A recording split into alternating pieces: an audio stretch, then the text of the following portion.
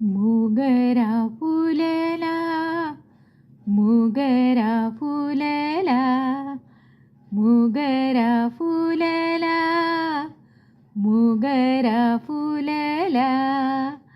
पाहिलात किती कळ्या आलेत मोगऱ्याला.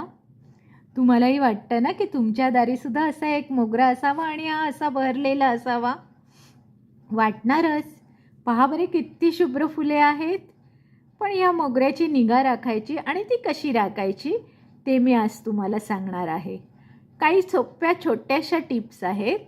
हे बघा, हे जे असे जे बुंदे असतात ते कट करून टाकावेत, म्हणजे मग मोगऱ्याच्या झाडांना छान कळ्या येतात.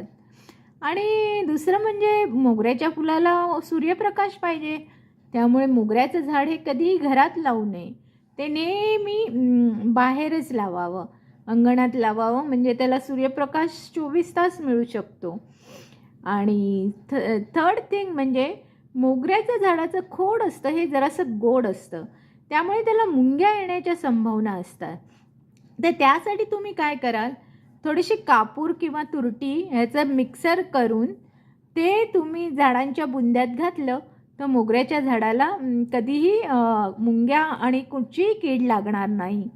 शिवाय त्याची फुलं आणि फळंसुद्धा भरपूर येतील.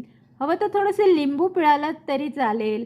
आणि पाणी हे तर सकाळ संध्याकाळ रोज घातलंच पाहिजे. शिवाय खत काही असेल तर ते घाला. पण खतामध्ये थोडं बाहेर केमिकल्स मिसळलेली असतात, त्यामुळे थोडी भीती वाटते की खत घालावं की न घालावं. तर ह्या प्रकारे तुम्हाला मी आता ही माहिती सांगितली आहे. धन्यवाद.